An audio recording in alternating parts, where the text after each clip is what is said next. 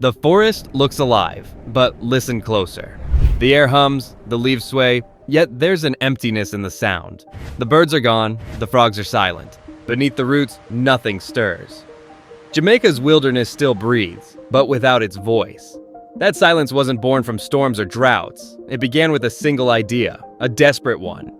In the late 1800s, as the British Empire reached the height of its power, a quiet war was unfolding on its Caribbean jewel. Sugar, Jamaica's golden harvest, was under siege. Every night, the fields came alive with an enemy so small, so relentless, that no trap or poison could contain it. Rats. Thousands of them. They swarmed through the cane fields, chewed through stalks, hollowed out the roots, and left the island's lifeblood rotting from the inside. It wasn't just an infestation, it was an invasion. Faced with ruin, one landowner made a choice that would change Jamaica forever. He brought in a predator from halfway across the world. A sleek, fearless hunter known for killing cobras in India. The Indian mongoose. It was supposed to be the perfect solution. Instead, it became the island's quietest catastrophe. A creature meant to save a crop ended up destroying an ecosystem, and a mistake made in 1872 still shapes the Caribbean today. For centuries, sugar was more than a crop. It was the currency of empires. In the 18th and 19th centuries, Jamaica's endless green fields produced hundreds of thousands of tons every year. Ships loaded with molasses and refined sugar sailed to London, Liverpool, and Bristol, fueling an industry that kept the colonial machine alive. But by the 1870s, that sweet empire was in danger. Black and brown rats, stowaways from merchant ships, had turned Jamaica into a paradise of endless food. With no native predators to stop them, their numbers exploded. Each season, they devoured nearly 1/5 of the island's sugar harvest. That's roughly $30 million per year in today's value, lost before it ever left the island. Farmers tried everything. They released frogs from Barbados, predatory ants from Cuba, even toads and snakes, but nothing worked. The rats learned to hide, to tunnel beneath the fields, to strike at night and vanish by dawn.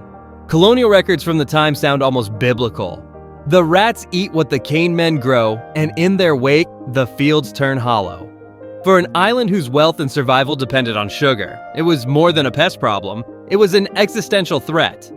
And that's when one man, William Bancroft Espout, a Jamaican landowner, remembered something his wife, Bessie Adelaide, once told him.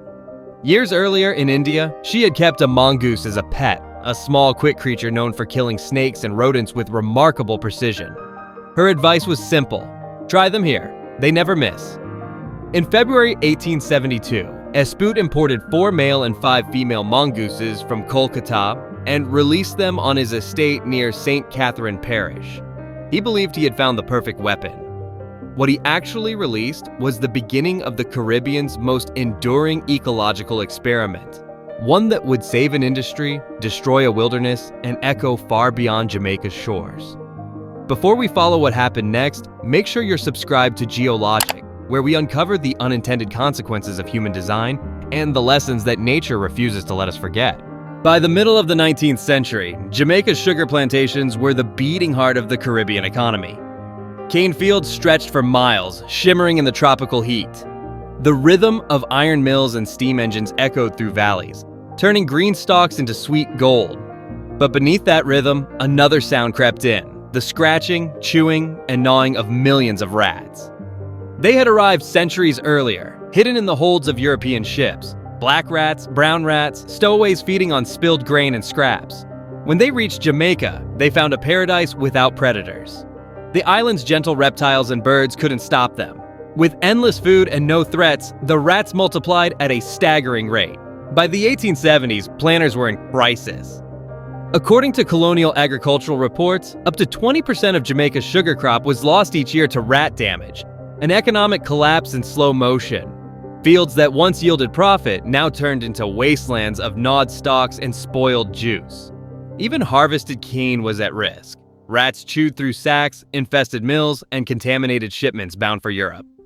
Desperation fueled strange experiments. Farmers imported cats and ferrets, toads from Barbados, ants from Cuba, and even weasels. None worked. Rats avoided poison, escaped traps, and nested in burrows deep beneath the soil. Planters tried burning the fields, but the rats always came back. One planter wrote to the Kingston Gazette in 1871, The cane that rises with hope by morning lies hollow by dusk. The rats eat more than we can grow. That line captured an empire on the brink. Sugar prices were falling, debts were rising, and Jamaica's colonial economy, the very reason for Britain's presence, was unraveling. Then came a rumor of salvation. A small, agile predator from India, quick enough to chase rats underground and fearless enough to kill snakes. A creature worshipped in Hindu folklore, even mythologized for fighting cobras to the death, the mongoose. It sounded like the answer to every planter's prayer. And so, without consulting a single ecologist, because ecology wasn't even a science yet, the British planters decided to play God. In February 1872, 9 Indian mongooses arrived on Jamaican soil, 4 males and 5 females, released on William Bancroft Espeut's estate near St. Catherine Parish. It was the beginning of one of the largest biological control experiments in human history. At first, it worked beyond belief. Within months, Espeut noticed fewer rats scurrying across his cane fields. 6 months later, neighboring estates reported the same. Planters celebrated. The mongoose multiplied quickly, moving from one plantation to another, spreading like wildfire across Jamaica. By 1880, they had colonized nearly the entire island. The transformation was so dramatic that contemporary journals hailed it as a miracle of nature. Sugar production rebounded. The rodent threat plummeted. Economists later estimated that mongooses saved planters what would equal roughly $30 million per year in modern currency. From Jamaica, mongooses were exported across the Caribbean to Cuba, Hispaniola, Puerto Rico, St. Croix, and the Virgin Islands. Within 30 years, they had reached more than 30 islands, making it the most widespread deliberate introduction of a mammalian predator in the colonial era. To the British, it seemed like the perfect solution: cheap, efficient, and self-replicating. But perfection doesn't exist in nature, especially when humans design it. Because the mongoose wasn't a specialist like the planters imagined. It was a generalist predator feeding on almost anything it could find. Studies would later show that 93% of its diet consisted of invertebrates and lizards, not rats. The rats, mostly nocturnal and adept climbers, spent their nights high in trees and rafters. The mongoose, a daytime hunter, preferred easier prey, creatures that didn't fight back. Still, for a while, the illusion held. The fields were lush again, the mills roared with profit. Newspapers called the mongoose the savior of the cane. But beneath the celebration, something else began to change. The forest grew quieter. Frogs stopped calling at night, birds stopped singing at dawn. No one realized it yet, but Jamaica had traded one plague for another.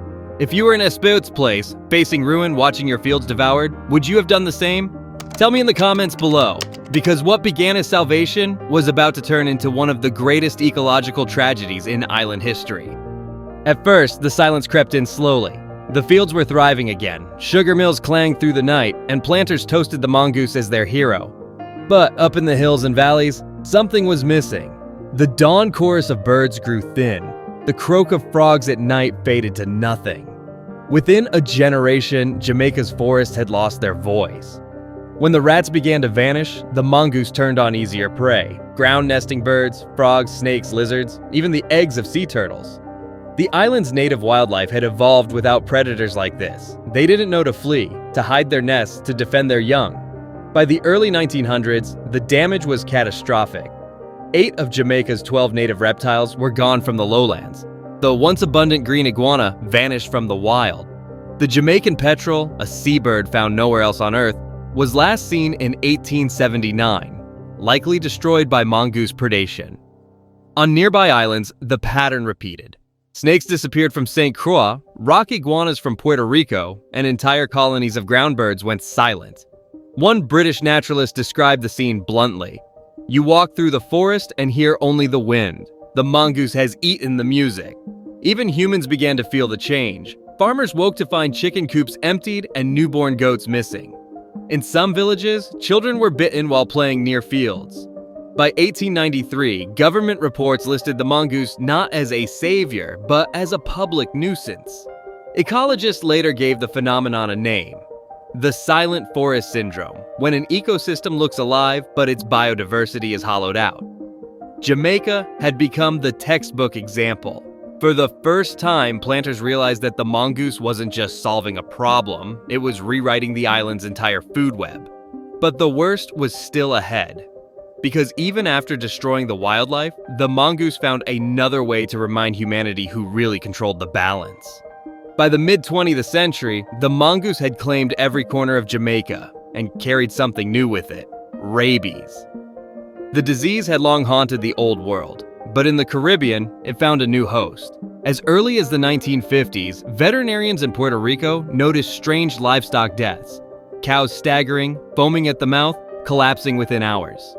Investigations traced the cause to mongoose bites. By the 1970s, over 70% of all rabies cases in Puerto Rico were linked to mongooses.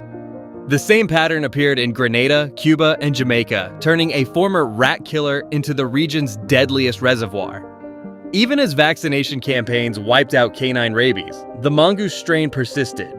The virus hid in their dense rural populations, flaring up whenever contact with humans or livestock increased. In some areas, entire herds of cattle had to be destroyed. And then came the modern wake-up call. In 2018, within Puerto Rico's national park system, tourists picnicking under palm trees were attacked by rabid mongooses. One woman suffered multiple bites before rangers intervened. Every victim needed emergency post-exposure treatment. The incident made headlines, forcing local authorities to issue warnings and close parts of the park. For residents, this wasn't an anomaly, it was routine. In parts of the Caribbean, people now treat mongooses with the same caution as venomous snakes. The World Health Organization estimates that rabies kills nearly 59,000 people globally each year. And in the Caribbean, mongooses remain the primary source of infection. But efforts to control them created an even darker twist. Biologists studying population reduction noticed what they called the perturbation effect.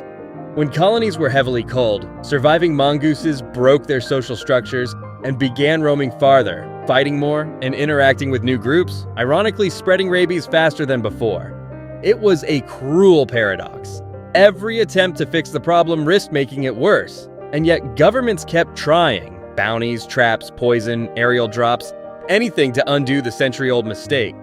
If stories like this fascinate you, how one decision can echo for generations, don't forget to like this video and subscribe to Geologic. It helps more people discover the hidden links between human choices and nature's response. Because as you're about to see, Jamaica's mongoose problem wasn't unique, it was just the first chapter in a global pattern. By the late 20th century, it was clear that the mongoose had become an invincible part of the Caribbean landscape. Governments tried everything to reclaim control, but nature had already changed the rules.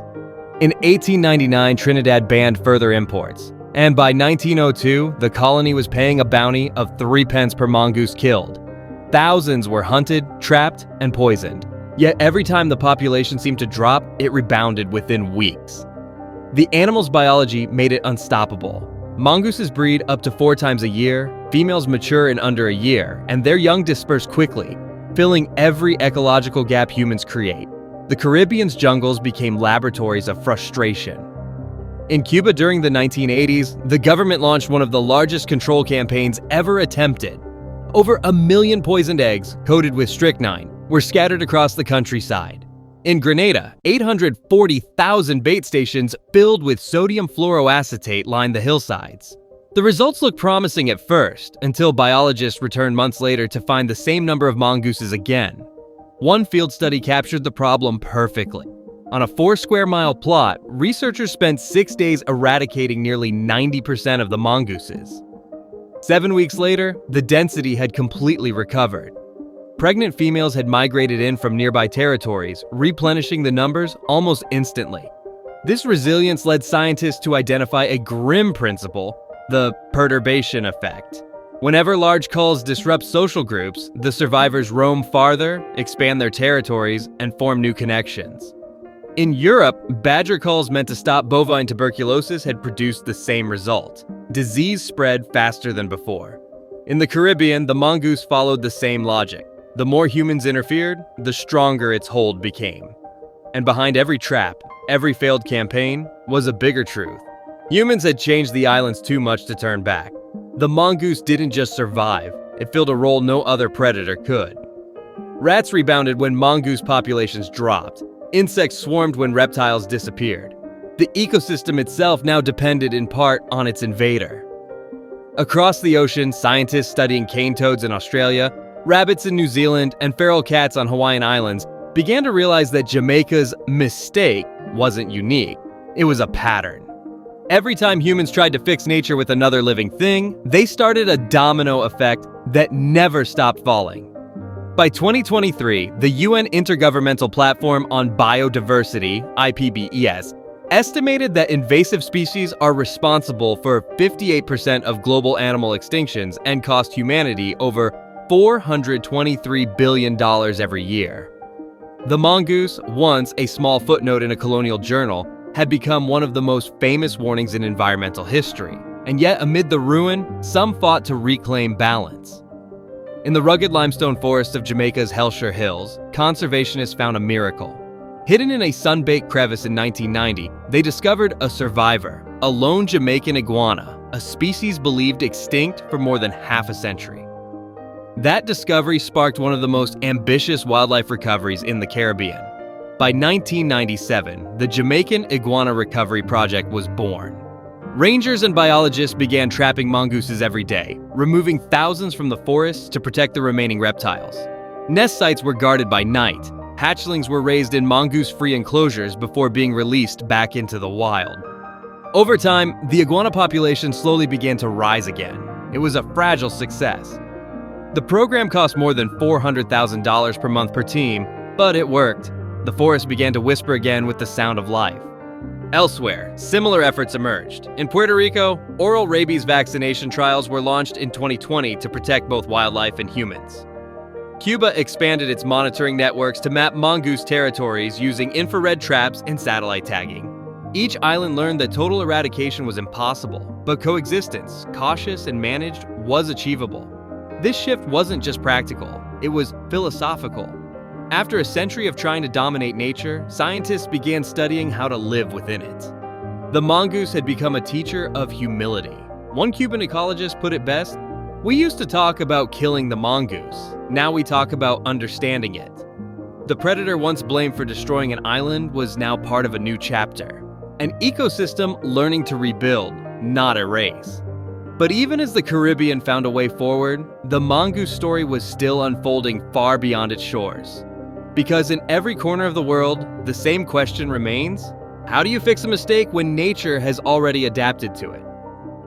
The mongoose's story is not just an island's tragedy.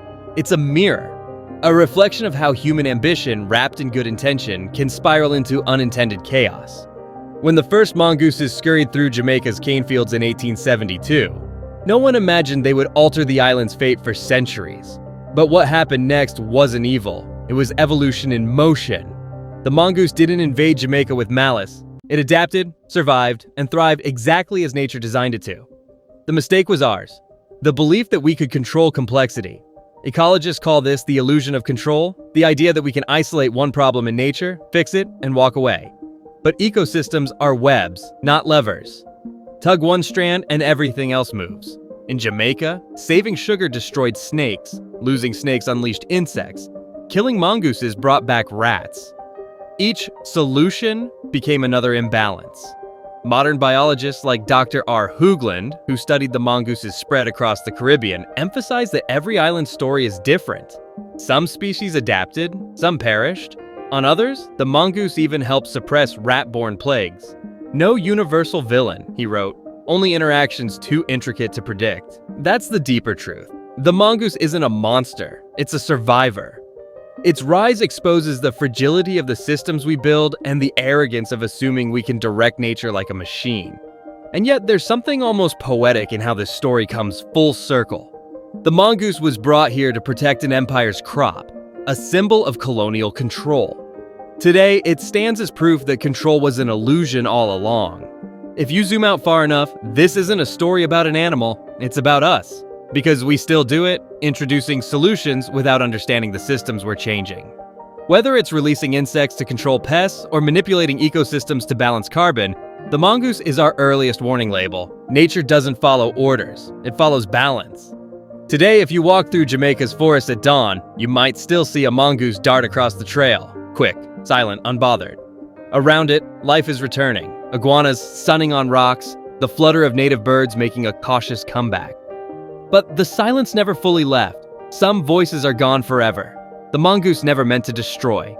It was people who gave it that power, and in its shadow lies the lesson that every civilization must learn, that nature isn't something to manage. It's something to respect. From the sugar fields of Jamaica to the deserts of Australia, the same pattern repeats. Humans rushing to fix what we barely understand, only to discover that nature always collects the debt. The mongoose still thrives across 33 Caribbean islands. It still carries rabies. It still reminds scientists, farmers, and travelers that every decision echoes longer than we imagine. Maybe that's why Jamaica's forests still hum quietly today, not in fear, but in memory. Because when we listen closely, their silence tells a story louder than any roar. In trying to master nature, we only reveal how much we depend on it. You've been watching Geologic, where every landscape carries a lesson, and every mistake leaves an echo. If this story resonated with you like this video, share it with others and subscribe to explore more stories of how human design reshapes the Earth itself.